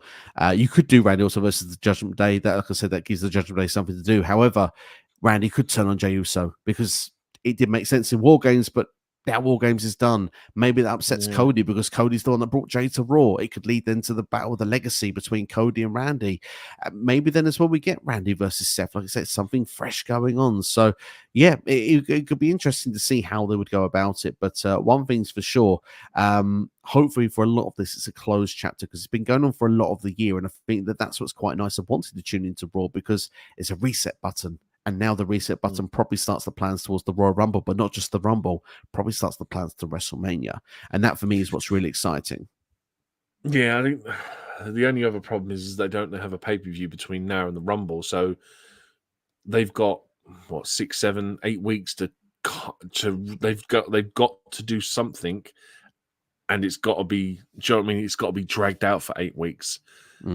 So what they do, I don't know. And like I said, the only thing off the top of my head is Priest cashing in tonight and being successful, because oh my god, he needs something, because he's been, like, let's be honest, as a faction, they've been buried badly when it comes to just them as a faction. Like, they just seems to be, as soon as they almost get to a point where they're about to be on top, they get knocked straight back down again. So they need something.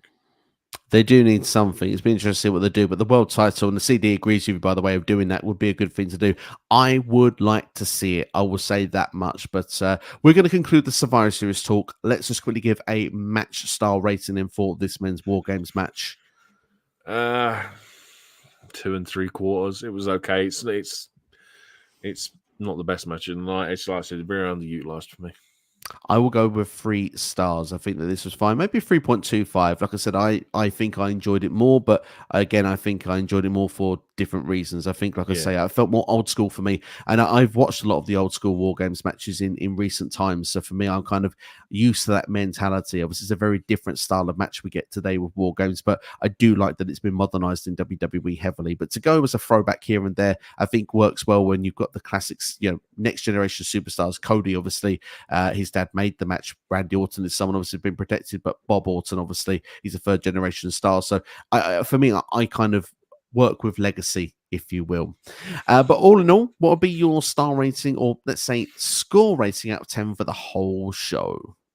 I'm going to go with what I predicted to be, and I'm going to say a 7. I think that aside from the women's match, it was okay. I just think the Punk return at the end just added to it and made it a better show than what it probably was supposed to be. Yeah, for me, it's a mid to good show. Like, I think there's good wrestling on this, but obviously the middle of this match is the middle of the card is very predictable. I enjoy the 2 WarGames matches. Obviously, CM Punk is the big talking point, and now gets me to the point I'm excited for what's going to go forward now into the Royal Rumble WrestleMania season. We're getting to the time of year I enjoy most as a wrestling fan. So, all in all, it's one of the reasons I'm a big fan of Survivor Series as well. I'm a traditionalist when it comes to these shows, the second longest PLE in history as well after WrestleMania. So usually when you get to this is where the business end starts. In some years, you start to see your WrestleMania plans already coming through, and potentially, even though you didn't see it on camera, you might have got it with CM Punk and Seth Rollins. And the fact that that could have started at Survivor Series is a very interesting moment to be said indeed. So, and same with Bayley again with Damage Control. It's that same vibe there where it's kicking in, and it could be leading to key storylines that could be moving forward. So yeah, I think 7 out of 10 is actually fair for this, but obviously the Punk return for me is definitely a 10 out of 10. Hell, it's even a 12 out of 10. I absolutely jumped out me seat. It was great to see Punk back, and yeah, I'm interested to see what he's going to do. Jonesy texted me when was it, Saturday night, and he said to me, let me know if anything's worth watching, if it's worth me watching the show. I was like, okay, cool, no problem. So as I'm watching the show going down, I'm going like, right, women's War Games match, only really worth watching after Asuka comes in. And then I put the middle 3 cards and I just put thumbs down, not really worth it. And then he got to the men's War Games down and I put thumbs down. And by this point, he's got up just as like the show's finishing. So I've sent it, not said a single thing about Punk. And like he got through it and he was like, obviously he was like, oh, Blood and Guts is better compared to the War Games. I was like, yeah, cool, no problem's fine. And he went, oh my God, Punk returned. He was like, I'm so glad. Like, thank you for not spoiling that for me. He was like, I'm never gonna spoil it, man. Like, like, as a wrestling fan, I could appreciate the fact that, do you know what I mean? There's some things you don't spoil, and that's one thing you don't do. It's like I basically told him to avoid watching the show. So the fact that he still went and watched it, hey man, there you go. Fair play to it indeed. There, got to love it. Got to love to see it as well. There. Let's go through some of the final comments then that we've got here. Obviously, missed quite a few, so we'll try and go back up as well. Ghostbusters says for me, 8 out of 10 stars. Love that indeed. There, and CD says, not gonna lie, first time I'm actually excited for in a long time. So many things that happened tonight, and absolutely, it's what makes it feel quite exciting. To be fair. Ghost Spider wants to see Drew versus Uso in a Hell in a Cell match at the Royal Rumble. I've been a bit of a while since I've seen Hell in a Cell match, so that's a good shout. Yeah, I wouldn't say never on that one. I think that has potential to go into it there. Ghost Spider does think Randy Orton will feud with the Judgment Day. Also says Seth will turn heel after the Royal Rumble. I'd be interested to see what happens after tonight, actually, as well. We'll have to wait and see what will go on. Outside of the box question from CD, but I will answer it. It says, how long does it take to edit a thumbnail if you've messed up on it? I think it depends the detail on the thumbnail, said thumbnail. If it's just a wrestler, 2 wrestlers, these thumbnails probably take about 10 minutes. The one I did today didn't take very long to do. But if you're talking where there's about maybe 20, 30 wrestlers on them, it can take a bit of time, depending on the attention and the detail you want to do. Some of the old WrestleMania ones I did about 3 years ago would take about an hour, and that's because I pretty much put every member of the roster on the thumbnail. And that's when you know that you have too much time in your hands. Some of the ones I used to do on Jonesy's channel, like the In Your House one that I did, which I'm particularly fond of, they must have taken me like 2.5 hours to edit, because it's a kind of like the In Your House one specifically, because I was trying to play off the old video game cover or the old posters, but you're trying to modernize it with modern stars and trying to find the right graphics to add to it. It's such a long-winded process. Like you said, you could bang some together in 5 minutes and be done with it, but like some of them it can take hours. I used to spend a long time on thumbnails, but I don't have the same I don't have the same time to put in currently, so I put in the time that I can. And if there's an occasion where I feel I can put more into it, then I will do. But at the moment, they don't take as long to make. But more than not, I'd say on average, I probably spent 20 minutes of thumbnail if you add all of them together. CD says Survivor Series 2023 had 3 returns, but we can all agree R-Truth was the biggest one. Triple H said it on the press conference. Absolutely. R-Truth is back, and obviously it's part of the Ruffles commercial backstage with your tag team division. As tag team wrestling has nothing to do when the tag team titles are in War Games. Obviously, we had New Day with Slim Jim as well in the evening. So. And who would have thought the typical sponsored match would be the best match of the night? Because I remember watching the women's War Games match, and all I can see around the outside is just Ruffles scrolling around, and I'm like, oh my God, I forgot this is the sponsored match. But yeah, hey, it worked out tonight. Well, Saturday night. I was enjoying some crinkle cut crisps along with the match as well, but it wasn't Ruffles. They don't sell Ruffles where I am, so yeah. I tell you what, my wife come back from the States recently, and she brought me back a Slim Jim, because I was like, I'll try one. Yeah, not all that, mate. Not all that. No, not for you. No, I like beef jerky, but not a Slim Jim. I couldn't do that again. It's not a little bit of excitement, as much a man used to say. No, you can keep that. You see yourself that one. Okay, fair enough. I won't do the impression today. I'll let everyone off. CD says, I feel bad for Randy Orton. CM Punk overshadowed his return. Do you think, I mean, obviously he did kind of overshadow it, but I do think both were given good returns in their own way. I guess Randy Orton not as much talking points as CM Punk, but CM Punk's came out of nowhere where Randy Orton's was set ahead of time. But the one thing I will just say quickly about the show, which we've not mentioned, I do like the fact that the Chicago crowd were wanting Punk to be there, because there was like, oh, maybe Randy Orton doesn't turn up. But when Randy Orton did eventually turn up, it's like, that's the story. We accept it. You've told us this. We knew it wasn't going to be Punk, because you did kind of put it on a bit of paper. But then they gave Punk anyway, and that let everyone really then blow their minds. For me, I just think both were really well done. And to be honest, I actually do have comparisons to All In 2021, Adam Cole's debut, followed by Bryan Danielson. So I do think, they can be done really, really well, one after the other, if done correctly. And I think this was one of the cases it was done correctly. Yeah, absolutely. The fact that we knew that Orton was going to be there no matter what, it was just a case of when the guy actually turns up, because apparently his timekeeping is the worst. But no, this was done perfectly. And like I said at the start, the fact that if the show had gone off the air just after the match with no Punk return, the crowd were great all night long. Apart from the odd time where you got a CM Punk chant during the backstage promos with Jay and Sami and a couple of others, the crowd were great all night long. And this is, I think, the biggest worry a lot of people had was how's that crowd going to react. But I think they were fantastic all night long.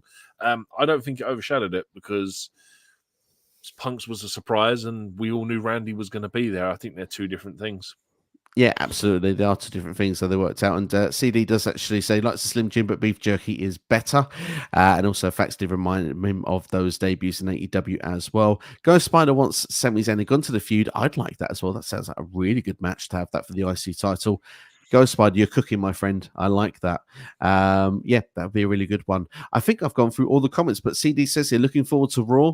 I'm looking forward to Raw as well. It should be a good time indeed. But thank you to everyone that's been commenting on this video. Thank you to everyone that's been watching live as well. We really do appreciate it, keeping us busy for the last couple of hours. Make sure to hit the like button. It really does help the channel a lot. If you want more content consistently, regularly on this channel, the more likes, the more the channel can grow, the more I can put more time into it. That's kind of where we're at this moment. I'll give you what I've got, but the more that comments and likes are given to the videos, it does help on YouTube. It'll get new eyes onto this, and I think that it'll give me the opportunity to say, right, okay, we've got more going on to get more content out. But I am going to try and spoil you this week. As we're going into December, we've got Royal Rumble a bit time away. I'm going to try and give you at least 3 more videos this week that will be all Royal Rumble related. If I get a chance to do a 4th, I will, but you should expect 3 more videos this week for sure. NX Steve, you are going to be back for the SCW Rewind, which will be in December as well. To let everyone know, the poll will be going up tomorrow, so people can get voting tomorrow, and it will be shows that have been in the choices. Absolutely. It will be shows that have been done in December, as we don't have an actual PLE. We just have Deadline coming up from NXT, and there's only been one of them, and that was last year, so give that a bit of time. But everyone, thank you all for watching. Look after yourselves and each other. If you enjoyed Survivor Series, let us know in the comments below. If you're watching on delay as well, thank you for taking the time to watch this. Let us know your reaction to CM Punk coming back to WWE. Let us know your thoughts on Randy's return, WarGames, potential things moving forward for WrestleMania, and most importantly, R-Truth's return. Take care. Thanks for watching. And I think now we can actually do War Pigs to finish off. And Steve, do you fancy a bit of karaoke to end? Go for it. You'll have to lead though, because I can't remember the words. I don't know the words. I just would have done the tune for you. That would have been about it. But yeah, let's go. Yeah, we can start, and I'll join in. I can't remember the tune off the top of my head. Bow, bow. Pressured me. Bow, bow, bow, bow, bow, bow. Bow, bow, bow, bow, bow, bow. There you go. There you are. Take care.